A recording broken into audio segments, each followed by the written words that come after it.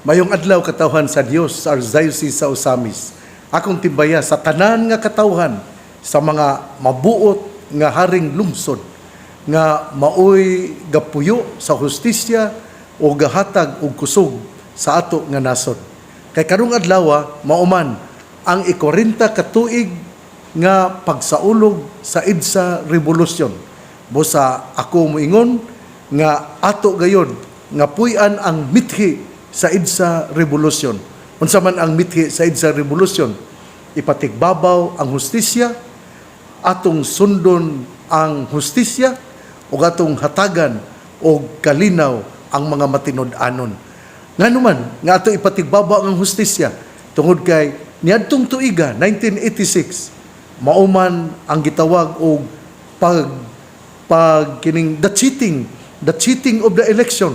Atong hinumduman nga ang presidente at that time nga amahan sa presidente karon mao ang mituis sa kamatuoran sa resulta sa eleksyon o mideklarar siya nga siya ang presidente, pero mao nga ang katawhan miulbo, ang katawhan mibarog sa kamatuoran o diha namugna ang pulong tama na, sobra na, palitan na. Mao nga hinaut-unta nga ato kining mahinumduman nga karong adlaw Pebrero 25 mao ang 40 ka tuig nga pagsaulog sa EDSA Revolution. Sa dili pa ako mupadayon, akong adunay sulat pastoral ang mga obispo sa Pilipinas. Mga minahal kong mga igsuon, grasya o kalinaw gikan sa atong Ginoong Hesukristo. Hinumdumi ang mga katingalahan nga gibuhat sa Ginoo. Ang salmo nag-auhag sa mga Israelihinon, mga Israelites, samtang nag-atubang sila og sunod-sunod nga kalisdanan sa ilang panaw padulong sa yutang gisaad sa Dios. Kapatan katuig human nato napukan ang usa ka diktadorya nga naningkamot magpadayon pinagi sa pagpanlimbong sa eleksyon. Madungog nato karon ang salmo nga nagapahinumdom kanato sa mga katingalahang gibuhat sa Ginoo samtang giatubang usab nato ang mga hagit nining atong panahon karon. Niadtong 1986, human sa daghang katuigan nga pag-antos, misinggit ang haring lungsod nga miingon, tama na, sobra na, ilisa na. Gikan Pebrero 22 hangtod 25, 1986, nakita nato kung giunsa sa mga Pilipino nga maisugon apan malinawon nga gidala ang ilang kasuko o ang mga kaguliyang ngadto sa kadalanan. Ang taas nga bahin sa EDSA nahimong usa ka halapad nga katedral sa pagtuo ug malinawon nga pagsupak. Minilyon ka mga Pilipino gikan sa nagkadaiyang bahin sa nasod nagtapok ilalom sa mapanalipod nga kupo sa mga Birhen Maria ug siyang anak na si Jesus. Nagkupot og magampo sa rosaryo, naghalad og mga misa, nag-awit og mga alawiton. Kita isip usa ka katawhan nagtindog nga abaga sa abaga, giatubang ang mga tangke ug sundalo nga walay lain kundili ang dili matarug nga pagtuo diha sa atong mga kasing-kasing. Ang diktadorya napukan dili pinaagi sa pagpanlupig, dili pinaagi sa armas, kundi pinaagi sa hilom o paglahutay sa gahom sa Dios, pinaagi sa pagtuo o pagampo o misinggit alang sa hustisya o tinuod nga kausaban. Kining talagsaong hitabo, dili aksidente, dili lamang bunga sa kalampusan sa tao, hinunua kini pamatuod sa pabor sa Dios ngadto sa iyang katawhan nga midangup kaniya sa ilang labing ngit-ngit nga takna. Ang pagtuo o gugma sa nasod mo'y naghimo kanato, gitubag ang mo'y naghiusa kanato, gitubag ang atong pagampo, nahitabo ang milagro sa EDSA, ang people power. Karon uban sa tanang may gugmaon sa kalinaw nga mga Pilipino, gisaulog nato ang ika-40 nga anibersaryo sa people power. Mapasalamaton kita sa grasya nga naghimo niini nga posible samtang ginabuhat nato kini kami ang CBCP naghangyo kaninyo sa pagtuman sa tulo ka balaang katungdanan, ang paghinumdom, ang paghinulsol ug ang pagtubag aron atong madawat pag-usab ang espiritu sa maong milagro ug madala kita ngadto sa mas maayong kaugmaon. Mga igsuon, mao kini ang puluminos unod sa CBCP Pastoral Letter. Sa ako nang gikasulti ni adtong miaging Lunes, kung nalipay kita sa pamunuan karon nga mao ang anak sa presidente nga diktador niadtong 1986, kung nalipay ikaw sa iyang pagdala sa Pilipinas, salamat sa Dios. Pero kung wala ikaw malipay sa iyang gihimo sa karon nga mga panahona, si Presidente Ferdinand Marcos Jr., ato siyang iampo. Mao kini ang akong hagit sa usag-usa. Kung nalipay kamo, salamat sa Dios. Kung wala kamo malipay, ato siyang iampo. Wala ako musulti og lain nga pamaagi. Tungod kay ang grasya sa Dios mao may mopahimutang unsaon aron mahitabo ang iyang kagustuhan, ang kagustuhan sa Ginoo. Karong adlaw, ako di ay nga birthday greetings ngadto ni Reverendo Padre Quincy Jones Onduna. Hinaot nga ikaw magmalipayon sa imong pagsaulog sa imong birthday ug gingon usab hinaot nga ikaw magmalipayon sa imong pagkapari. Ato gyung hinumduman ang pagkapari usa ka tawag sa gugma, ang pagkapari usa ka tubag sa pagpang-alagad. Hinaot nga dili kwarta ang consideration sa atong pagpang-alagad. Kay kung kwarta na gali ang atong consideration, ang atong batakan nga sukdanan aron kita moalagad, kung kwarta na gali, dili gyud kita magmalipayon. Kay dili man gyud kontento ang tao sa kwarta nga iyang madawat. Mao na nga ako moingon, kung ang pagkapari, paggugma ang gatukmod, malipayon siyang moalagad. Ang ato karon nga ebanghelyo nining adlawng Miyerkules atol sa ika-40 is 40 katuig nga pagsaulog sa EDSA Revolution, atong kutloon sumala sa ebanghelyo ni San Lucas. Samtang nagpunsisok ang mga tao libot ni Hesus, pipadayon siya pagsulti, pagkadautan gayud sa katawhan nining panahona. Nangayo sila usa ka milagro nga ilhanan sa pag-uyon sa Dios, apan walay ihatag kanila gawas niadtong milagro nga nahitabo kang Hunas. Ingon nga si Hunas may usa ka ilhanan alang sa mga tao sa Nineve, ang anak sa tao usab maoy maghimong ilhanan alang sa mga tao nining panahona. Sa adlaw sa paghukom ang rayna sa habagatan mobangon og musudya sa mga tao niining panahona, kay mipanaw siya katunga sa kalibutan aron lang pagpamati sa makaniadmanon nga mga pagtulunan ni Solomon ug hibaloi nga dinhi ani ay labaw pa kay kang Solomon. Sa adlaw sa paghukom ang mga tao sa Nineve mamangon og musudya kaninyo, kay naghinulsol man sila sa ilang mga sala sa pagkabati nila sa wali ni Hunas ug hibaloi nga dinhi ani ay labaw pa kay kang Hunas. Ebanghelyo sa tong Ginoo, daygon ikaw o Kristo. Mga igsuon, ang ato karong ebanghelyo nindot yun kaayo. Nindot kaayo ang atong ebanghelyo. Pero unsa man gayon ang kining background niining atong ebanghelyo karon. Atong hinumduman sa in English pa dire, the Assyrian Empire subjugated the northern 10 tribes of Israel and forcibly deported and exiled many prominent Israelites to Nineveh, the capital of Assyria, between 732 to 722 before Christ event.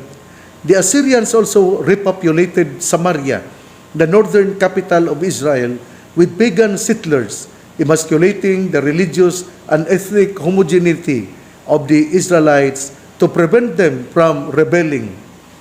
Thus, understandably, Jonah did not want to prophesy to the Ninevites because these might repent of their sins and be spared of God's punishment of destruction. Ang punto din ni mao nga nagmakuli, wala mo sugot dayon si Hunas nga mo himo sa iyang pagsangyaw sa mayong balita didto sa Nineveh tungod kay iyang nakita nga kini sila dili mga Hudiyo o wala mutuo sa atong Ginoo. O mauto nga atong hinumduman nga nagmakuli siya, kining misukol siya sa kabubuton sa Ginoo, si Jonas. Pero niabot ang panahon, mabot ang panahon nga mituo si Jonas. O dinhi atong madungog kining in the gospel, Jesus rebukes the people for adopting the same Jonah syndrome of wanting punishment and fomenting hate towards the pagan foreigners.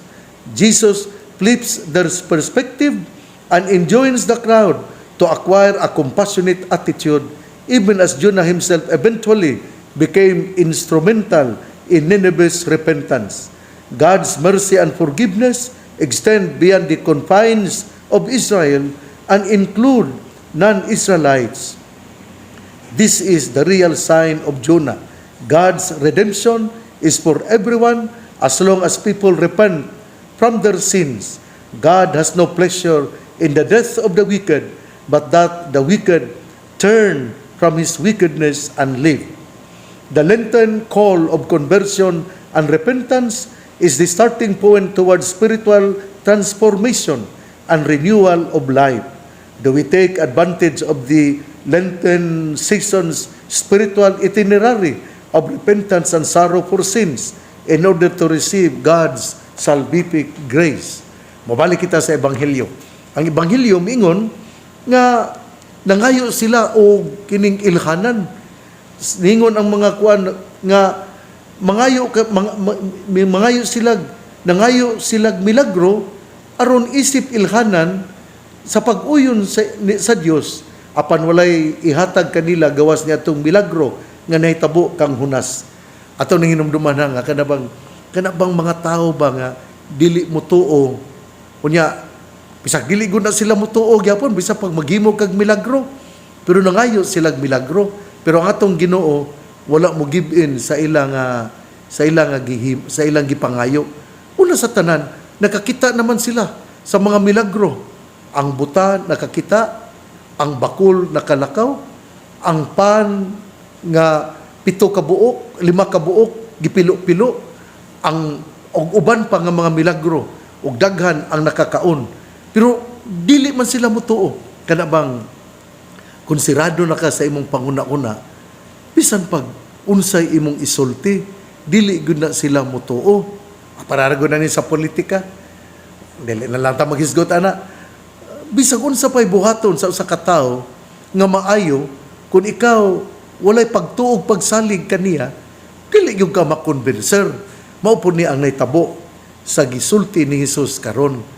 Daghan siyang nahimong mga milagro, daghan siyang gihimo nga kaayuhan, daghan siyang gihimo aron mapakita niya ang gahom sa Dios. Apan wala man sila mutuo. Ang mga Parisiyo, ang mga experts of the law, ang mga adunay gahom sa balaod, adunay mga pagtulunan sa balaod, experts of the law, wala man sila mutuo. Ang mga Parisiyo, nakita nila, apan wala sila mga mata, nadungog nila, pero wala nila isipa nga ilang nadungog. Muna nga si Jesus mingon kining ingon nga si Jonas mo'y usa ka ilhanan alang sa mga tao sa Nineveh, ang anak sa tao usab mo'y mahimong ilhanan alang sa mga tao nining panahona. Walay ihatag kanila nga milagro gawas sa milagro nga nahimo ni Jonas. Hinaot nga mao kini ang atong hinumduman. Pareha gud sa kanabitong paranis mga ginikanan pod. Na may mga ginikanan gyud ba nga kanang ilan na bitawng gi-box in ang ilang usa ka anak nga dautan. Kana bang ilan na nang gisulat din na ba nga kining bataa dautan gyud ni nya wala ni kaugmaon. Mo na nga kada nimo sa imong anak dautan siya. Pareha po ni Albert Einstein, usa ka great scientist. Pero sa bata pa siya, ang maestra misurrender niya ug miingon wala ni kaugmaon ning bataa. Busa iyang gisulatan ang iyang anak, ang iyang mama. Gingnan ang inahan sa maong sulat nga ayon na paeskulaha ang imong anak kay bugo sa tanang bugo o dili ko kagiya niya. Pero paghatag sa sulat ni Albert Einstein ngadto siyang mama, ang iyang mama giablihan o pag-abli gibasa nga ingon nga ang imong anak mao'y pinaka-bright kaayo o kining ang gisulti sa inahan opposite sa gisulti sa maestra. Mingon siya, ang imong anak bright kaayo ug dili ko makaapas sa iyang intelihensya busa ikaw na lang ang mutudlo kaniya. Mao to ang sinugdanan. Unya nakadungog si Albert Einstein nga iyang gibasa siyang mama ug dinha nagtuo siya nga siya bright kaayo ug mao to nga naningkamot siya mayo hangtod nga na famous scientist si Albert Einstein nga gitagaan siya og Nobel Prize niadtong 1921. Ang punto nako dinhi mao nga kun ato gud nga i-box in ang usa ka tawo nga siya ingon gyud ani kining dili gyud ta mutuo nga siya di ay dili day ingon ana. Amo po ning nahitabo sa mga Israeli, sa mga kining tigpa karon ingnon, sa mga Parisiyo ug sa mga kuan sa balaod niadtong panahona. Wa sila mutuo ni Hesus. Gibox in nila si Hesus nga gikan sayawa ning iyang mga gihimo. Mao nga ningon sila kung gikan ko sa Ginoo, tigay mig ilhanan. Pero ang atong Ginoo wala na mo give in sa ilang gipangayo. Tungod kay ngano man bisag unsaon nimo kung ikaw mao na imong pagtan-aw sa katawo, di gyud na mausab. Busa ang hagit karon sa ato nga kapanahunan mao nga ato yung likayan kini.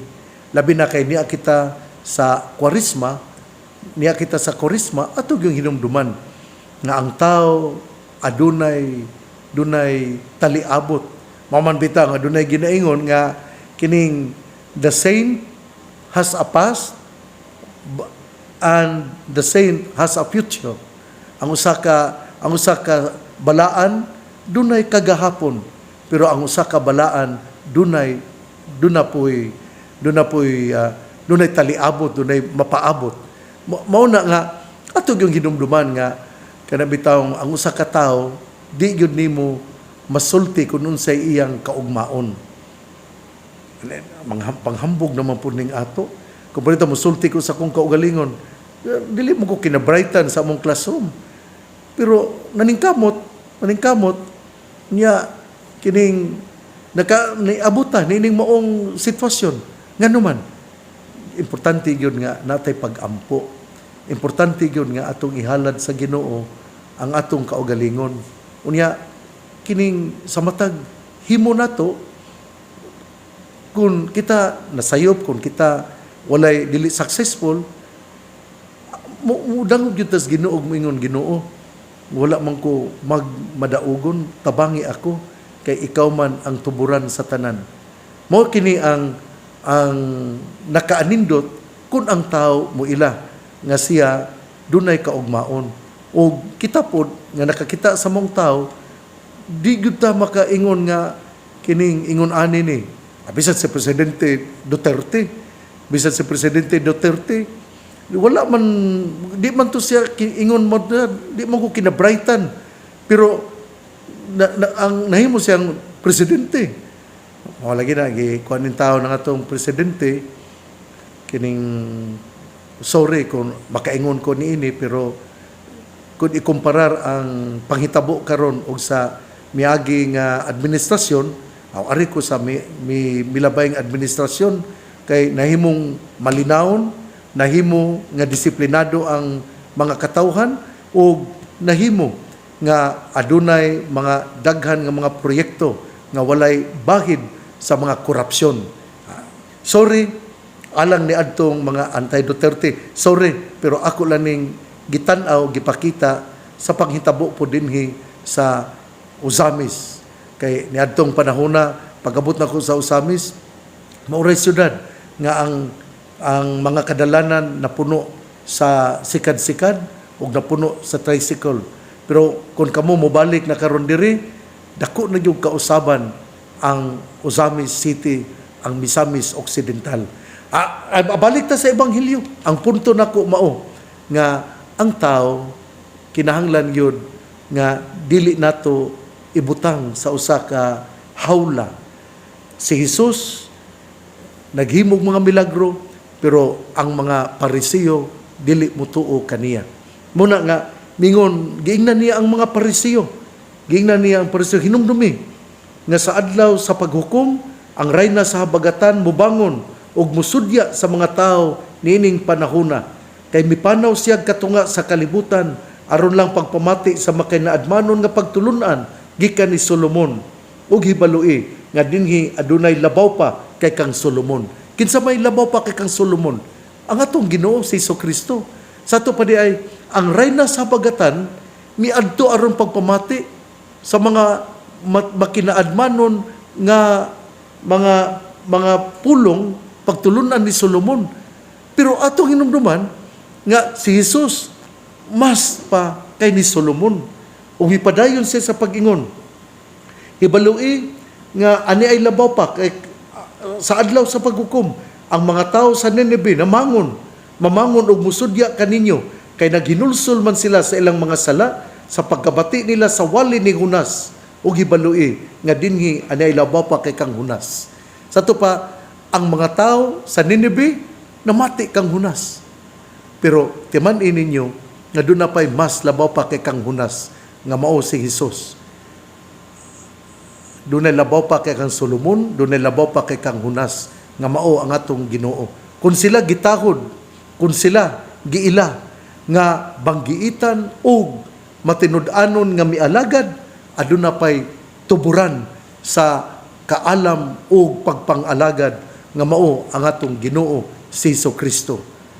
Atong hinumduman nga niining 40 ka tuig nga pagsaulog sa anibersaryo sa EDSA Revolution, kita gitawag nga atong ihalad ang atong kinabuhi sa pagtuo ngadto kang Hesus ug di nato buhaton nga idolo ang uban nga mga tao.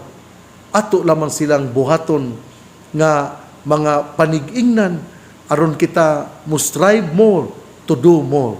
Hinaot nga ato kining mahinumduman nini atong pagsaulog sa 40 ka tuig nga EDSA Revolution.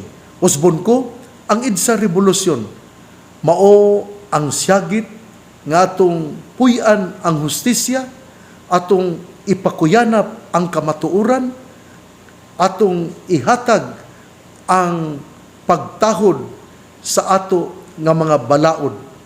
Mingon ko atong puy-an ang hustisya tungod kay niadtong panahon na ang diktador Marcos mauman ang mihimo o daghan nga pag-abuso sa human rights violation.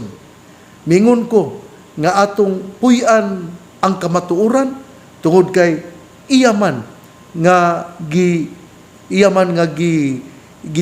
gitapinan ang tinuod nga resulta sa eleksyon ug siya miproklamar nga siya ang nidaog ug dili si Corazon Aquino. Ug mingon ako nga atong ipatunhay ang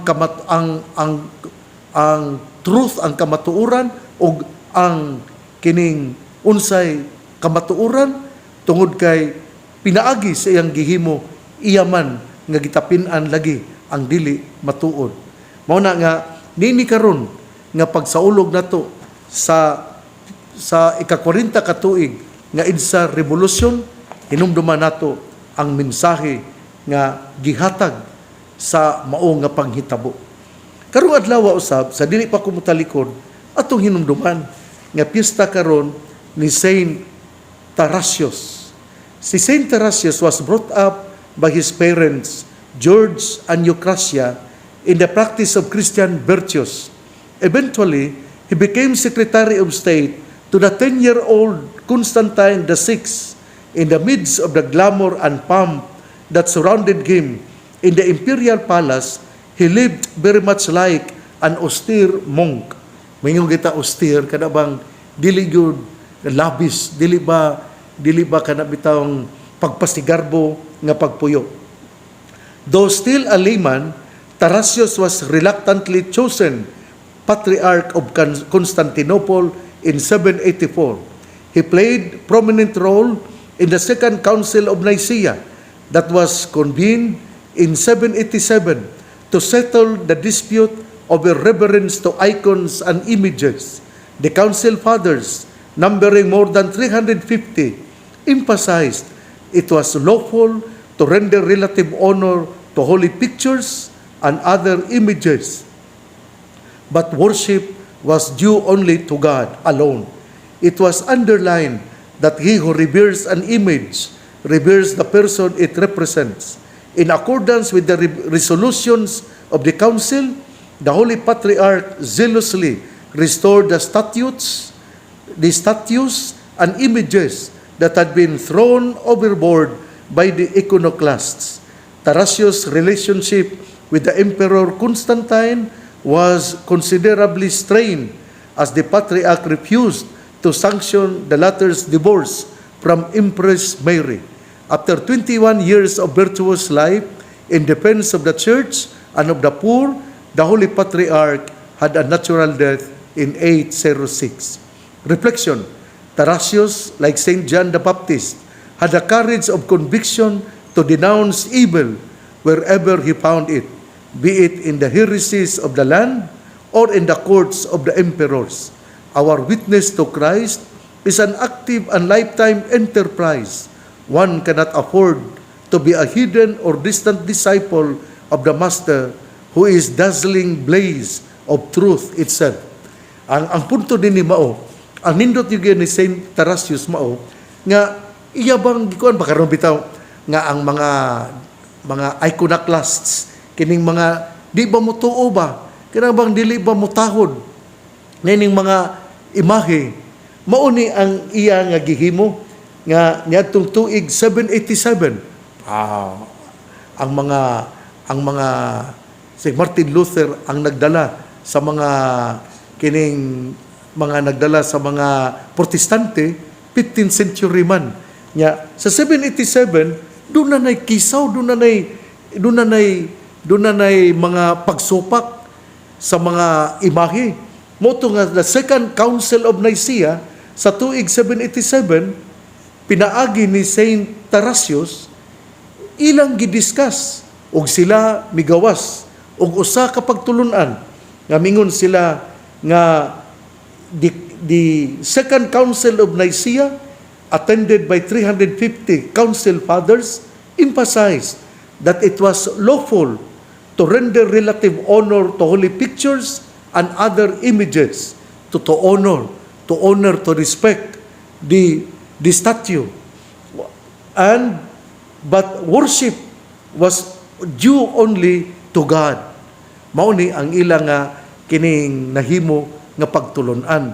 Hinaot nga inyo pud ni nga hinumduman sa tuig 787 sa Second Council of Nicaea gihisgutan ang bahin sa mga statue o ang mga council fathers miingon nga atong respetuhan ang mga images pero ang worship must be only to God.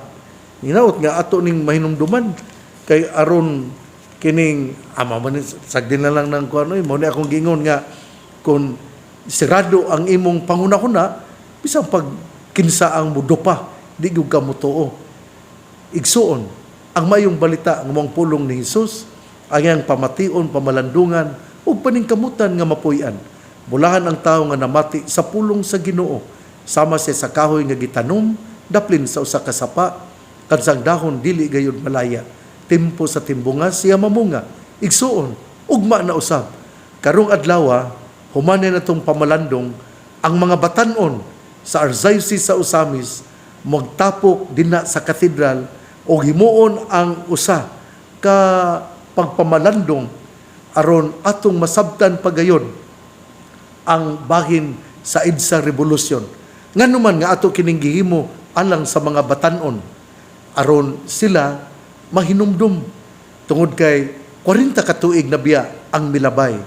Unya kinahanglan nga ato silang istoryahan kung unsay nahitabo niadtong 1986 diin atong gipuy-an ang hustisya, atong gipuy-an ang kamatuoran o ang pagrespeto sa resulta sa eleksyon nga matinud-anon. Mao na nga aduna kitay simposyum alang sa mga batan-on karong adlaw dinha sa Metropolitan Cathedral of the Immaculate Conception, Ozamis City. O sa mga alas 9, magmisa ako alang sa mga batan-on kabahin sa EDSA Revolusyon. Ang pangaliya sa mga Birhen Maria, nga gisangpit sa mga misamisnon nga Birhen sa kuta, ang Ginoo magapanalangin kinatong tanan. Sa ngalan samahan sa Anak ug sa Espiritu Santo. Amen. Atong hinumduman nga ako moingon happy birthday ngadto ni Padre Quincy Jones Onduna ug hinumon usab advance Presbyteral Ordination Anniversary ngadto ni Reverendo Padre Emmanuel Podjutan, ang kura paroko dinha sa Bonifacio, San Vicente Ferrer Parish, Bonifacio, Misamis Occidental.